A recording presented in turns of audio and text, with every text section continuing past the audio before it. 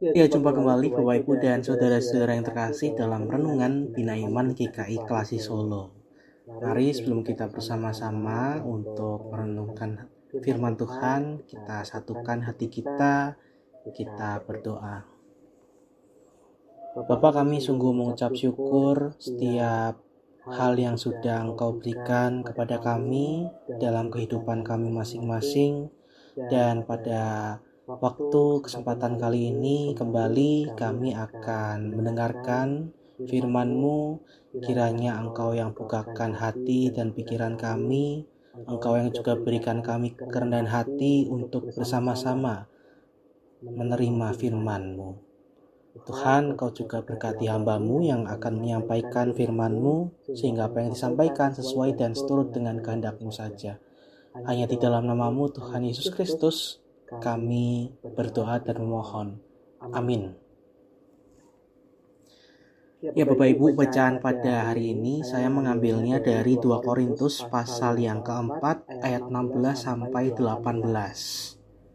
2 Korintus pasal 4 ayat 16 sampai 18. Sebab itu kami tidak tawar hati, tetapi meskipun manusia lahiriah kami semakin merosot, namun manusia batiniah kami dibaharui dari sehari ke sehari. Sebab penderitaan ringan yang sekarang ini mengerjakan bagi kami kemuliaan kekal yang melebihi segala-galanya, jauh lebih besar daripada penderitaan kami. Sebab kami tidak memperhatikan yang kelihatan, melainkan yang tak kelihatan. Karena yang kelihatan adalah sementara, sedangkan yang tak kelihatan adalah kekal. Demikianlah firman Tuhan. Saudara-saudara, batin adalah hal yang ada di dalam diri manusia, dan batin tidak kelihatan oleh mata kita. Nah, di dalam batin itu kita bisa menyebutnya sebagai gabungan dari berbagai emosi, perasaan, pikiran, pengalaman. Nah, di dalam batin juga muncul hal-hal yang namanya kebahagiaan, kesukaan, kedamaian, ketenangan. Makanya kita pernah atau mungkin mendengar kedamaian batin, ketenangan batin, kekuatan batin, dan lain sebagainya. Nah, tapi di sisi lain juga ada hal yang bertolak belakang, misalnya tentang penderitaan, kesengsaraan, kesedihan, kesesakan. Kita juga mungkin pernah mendengar tentang perkataan pergumulan batin, yang artinya ketika seseorang bergumul dengan emosinya, dengan perasaannya, dengan pengalamannya, dan juga dengan pikirannya. Setiap kita pasti ingin hidup bahagia. Kita ingin mencapai yang namanya kebahagiaan sejati dalam hidup kita masing-masing. Kita juga menganggap mungkin kalau kebahagiaan itu adalah hal yang memuaskan hati kita dan sifatnya permanen. Nah, saudara-saudara, ini yang perlu kita hati-hati dalam melihat tentang kebahagiaan. Terkadang kita salah menaruh tempat dari kebahagiaan itu sendiri. Kita menaruh kebahagiaan itu kepada hal-hal yang fana, hal-hal yang bisa tergerus oleh waktu.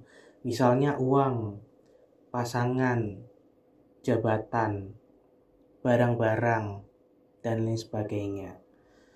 Misalnya kalau di sini ada dari Bapak Ibu yang suka makan makanan yang enak, yang menurut Bapak Ibu itu sangat favorit. Misalnya daging lah, atau makanan-makanan tradisional, misalnya sayur lodeh, jangan deso, tempe bacem, tahu bacem, dan lain sebagainya. Bapak Ibu kalau menaruh kebahagiaan pada suatu hal yang fana, misalnya tentang makanan, kenikmatan yang kita rasakan itu hanya sementara. Ketika Bapak Ibu makan sayur lodeh pagi hari, mungkin di mulut terasa enak. Atau mungkin makan sayur lodeh di siang hari ketika jam-jam istirahat, mungkin rasanya enak. Malam makan lagi sayur lodeh, besoknya sayur lodeh, besoknya lagi sayur lodeh, dan seterusnya.